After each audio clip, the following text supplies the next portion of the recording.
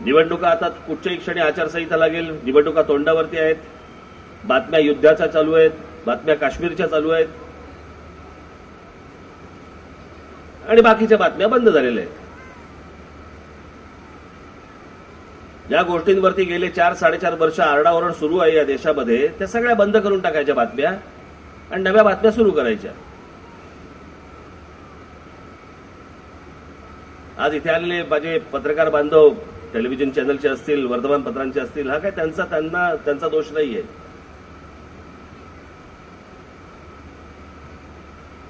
मी माझ्या अनेक सभांमध्ये ह्या गोष्टी बोललो पण आहे की काय दुर्दैव या देशाचं की जिथे वर्तमानपत्र आणि चॅनलचे मालक जिकडे विकले जातात तिकडे पुढे काय बोलायचं अजून. आणि आताच्या सरकारमध्ये जी परिस्थिती निर्माण झालेली आहे अशी परिस्थिती मी या अगोदर कधीही बघितलेली नाहीये की सगळ्या जेवढ्या संस्था आहेत, मग वर्तमानपत्र असतील, टेलिव्हिजन चॅनल असतील, मग ते सीबीआय असेल, तुमचा रिझर्व्ह बँक असेल, पोलीस असतील, इतर काही असेल, मिलिटरी, आर्मी पण घ्या,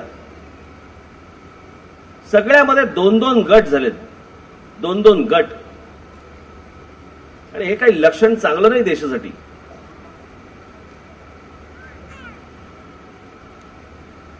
बातम्या कशा दिल्या जातात आणि बातम्या कशा पसरवल्या जातात, बातम्या कशा छापल्या जातात,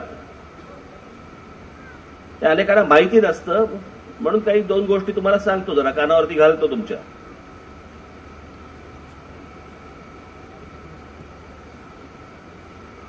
एखादी घटना लपवायची असेल तर दुसरी मोठी बातमी आणायची, म्हणजे ती घटना लपली जाते. हे प्रत्येक सरकारच चालू असतं. पण आत्ताच्या सरकारमध्ये ज्या प्रमाणात वाढ झालेली आहे गोष्टींची, अशी वाढ कधीच झाली नव्हती, कधीच झाली नाही. मी कधीच पाहिली नाही इतक्या वर्षांमध्ये. तुम्हाला आठवत असेल की ते एक नीरव मोदी प्रकरण झालं होतं, एक चोक्सी प्रकरण झालं होतं, आठवत असेल तुम्हाला, आठवतं ना? 10 का 15 हजार कोटी रुपये घेऊन तो फरार झाला. दुसरा पण असे अनेक हजारो कोटी रुपये घेऊन लोक फरार झाले यांच्या काळात, या मोदींच्या काळात. ते ज्या वेळेला सुरू झालं, ज्यावेळेला वर्तमानपत्रामध्ये बातम्या यायला लागल्या, त्यावरती त्यावेळेला एक घटना घडली. घटना कसली घडली? त्या श्रीदेवी गेल्या. एक हिंदी चित्रपट सृष्टीतली एक हिरोईन श्रीदेवी गेले. सगळ्या बातम्या बाजूला काढल्या आणि श्रीदेवी कशा गेली, ती गेली कशी, दारू पिऊन गेली का, अजून कशी गेली का, तशी गेली का, अशी गेली.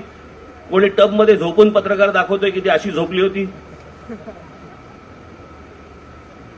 दुसरी बातमी नाही. आणि याचं कारण असं असतं की अगोदरच्या सगळ्या बातम्या तुम्ही विसराव्यात, तुमच्या डोक्यातनं निघून जाव्यात, याच्यासाठी दुसरी बातमी तयार केली जाते आणि मग सगळ्यांना ती पुरवली जाते.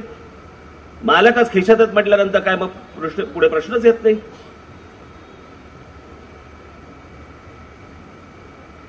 आज त्या पुलवामामध्ये आमचे 40 बीएसएफचे जवान आज गेले.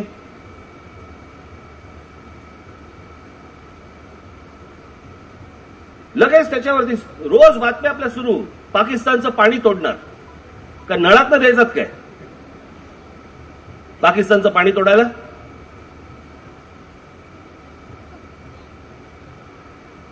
काही इंटरनॅशनल वॉटर ऍक्ट वगैरे नावाची काही गोष्ट असते की नाही? जे 2 देशातनं किंवा 3 देशांमधनं जे पाणी जातं ते काय एक देश थांबवू शकतो का असा? पण सतत वातावरण तुमच्या समोर असं उभं करायचं की बाबा काय आता पाकिस्तान आता एक शत्रू.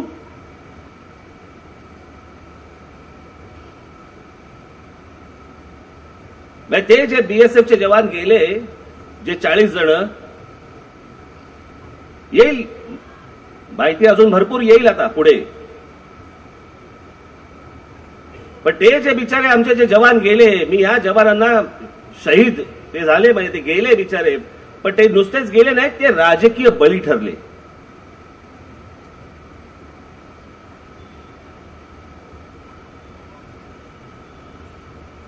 वाटेल त्या बातम्या आपल्या वरून फक्त केंद्रात पाठवून द्यायच्या, खाली विकत घेतलेल्या सगळ्या त्या वरच्या दिल्लीतल्या सगळ्या चॅनलनी फक्त तेवढ्याच बातम्या लावायच्या रोज रात्री आपली ती माणसं जमवायची आणि कोंबड्या झंझवत बसायच्या आणि तुम्हाला सतत असं भासवायचं की बाबा आता युद्ध होणार, आता युद्ध होणार. आता नवीन बातमी सुरू केली, देशातली विमानं हायजॅक करण्याचा प्रयत्न. तुम्ही इतर सगळ्या गोष्टी विसराव्यात. तुम्ही राफेल विसरावं, तुम्ही नोटबंदीमध्ये झालेला गैरव्यवहार विसरावा, तुम्ही इतर जेवढे सगळे विषय, मी ते हे सगळे निवडणुकीच्या वेळेला काढणार आहे. आज तो काही दिवस नाहीये. पण तुम्ही ह्या गोष्टी नीट लक्षात ठेवा की हे काय चालतं. मी काल असंच मला एक व्यंगचित्र सुचलं होतं की पाकिस्तानचं पाणी बंद करणार. मग नदीमध्ये काय आडवा बंधारा म्हणून अमित शहाला बसवणार होते का? अमित शहा जा रे झोप त्या नदीमध्ये, अडेल पाणी आपोआप.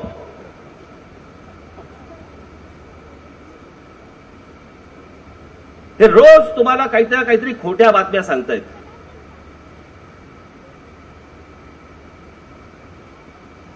आज तिथे जे 2 गट पडलेले आहेत, मी तुम्हाला तर खरं सांगतो, आंतरराष्ट्रीय परिस्थिती म्हणजे आंतरराष्ट्रीय दर्जावरती किंवा त्या ठिकाणी आंतरराष्ट्रीय लेवलला ते कोण अजित कोण डोवल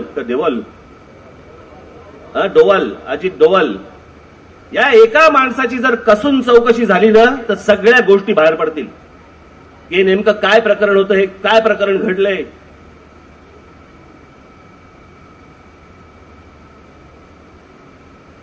आज तुम्हाला सांगून ठेवतो, निवडणुकीच्या तोंडावरती किंवा निवडणुकीच्या मध्यात अशीच कुठची तरी एक घटना घडवली जाईल, मोठी घटना घडवली जाईल आणि तुमच्या सगळ्यांचं लक्ष हे फक्त त्या गोष्टींकडे वळवलं जाईल. तुम्ही इतर बाकीच्या ज्या काही भ्रष्टाचाराच्या या गेल्या 4-4.5 वर्षातल्या गोष्टी आहेत ह्या सगळ्या विसरून जाल. आणि हे अशा प्रकारची कोणतीही गोष्ट घडवू शकतात.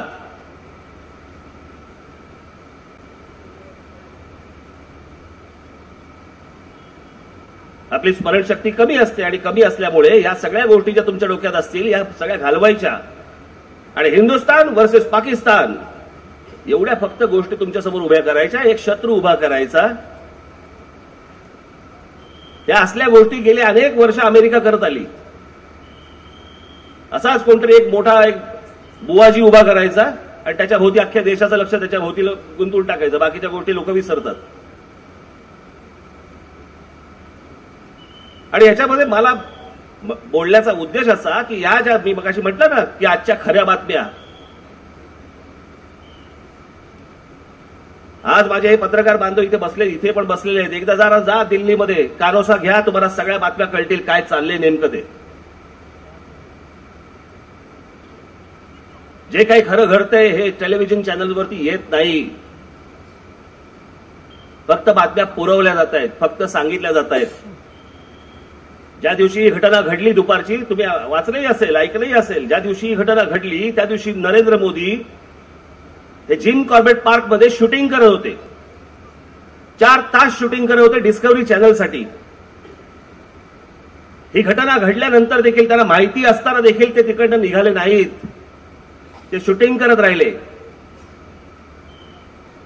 आपल्या घरातली, आपल्या देशातल्या एवढी लोक आज तिथे गेल्यानंतर, बॉम्ब स्फोटात गेल्यानंतर या माणसांनी ती गोष्ट ताबडतोब थांबून हा माणूस दिल्लीला यायला पाहिजे होता, नाही आले.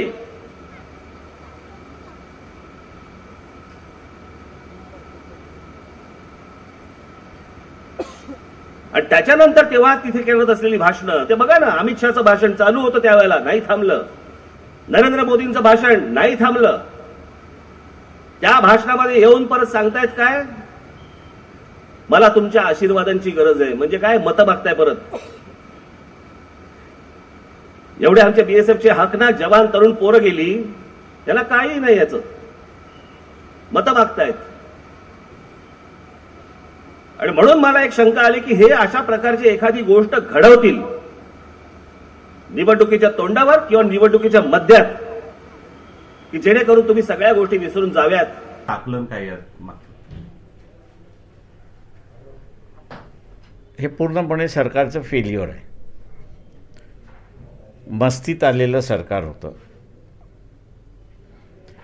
की आम्ही पाकिस्तानला अमुक केलं, तमुक केलं, तमुक केलं. पाकिस्तानचं सगळ्यात मोठं हत्यार जे आहे ते प्रॉक्सी वॉर आहे. आणि ठिकठिकाणी बॉम्ब ब्लास्ट करणं हे सुद्धा प्रॉक्सी वॉरचा एक भाग आहे. आता हा प्रॉक्सी वॉर जो आहे तो डायरेक्टली खेळला जाऊ शकतो किंवा इनडायरेक्टली खेळला जाऊ शकतो. अजून दिल्लीची तशी माहिती आलेली नाही आहे की नेमकं कोणी केलंय, काय केलंय, करण्याचा उद्देश काय होता.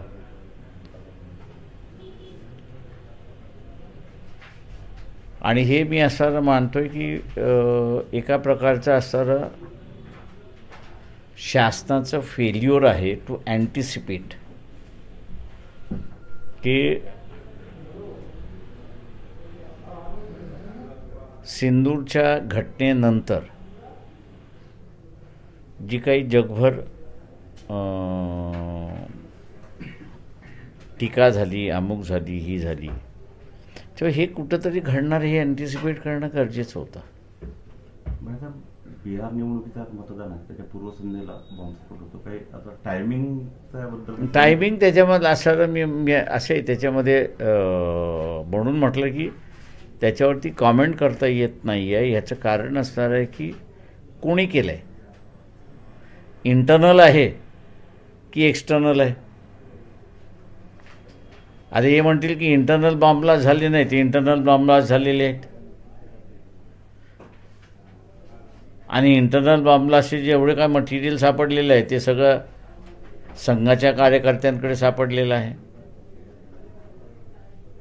त्याच्यामुळे सखोल चौकशी व्हावी आणि त्याच्यामधनं ह्या घटना थांबल्या पाहिजेत असं बघितलं पाहिजे. संघ कनेक्शनचं तुम्हाला ते याचं कारण असं आहे की त्या नांदेडची केस जी आहे ती चालली नाही.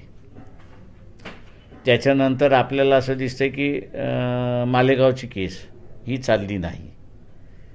त्याच्यानंतर असणारा अजमेरची असणारी केस त्या ठिकाणी चालली नाही की जिथे इंटरनल किंवा मुंबईतला असणारा कबूतरखान्याचा ब्लास्ट झाला त्याचं कोणाला माहितीच नाही. गिरगावमध्ये ब्लास्ट झाला कोणालाच माहिती नाही. त्याच्यानंतर फर्ग्युसन कॉलेजमध्ये ब्लास्ट झाला, तो माणूस कुठे गेला कोणालाच माहीत नाही. त्याच्यानंतर असणारा पुण्यामध्ये ते हॉटेलमध्ये झालेला ब्लास्ट जो आहे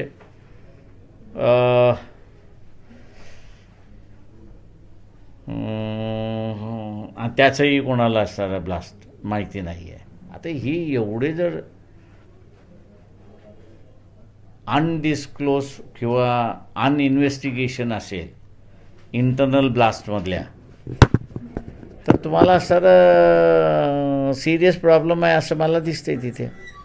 सर गेल्या काही दिवसापासून स्फोटक किंवा त्या संदर्भातले जे घातक एक्सपोजर आहे ते पकडण्यात आले होते. पोलिसांना अलर्ट सुद्धा आला होता दिल्ली पोलिसांना, तरीही याकडे दुर्लक्ष झालं. तिथे पार्लमेंटवरती अटॅक होऊ शकतो.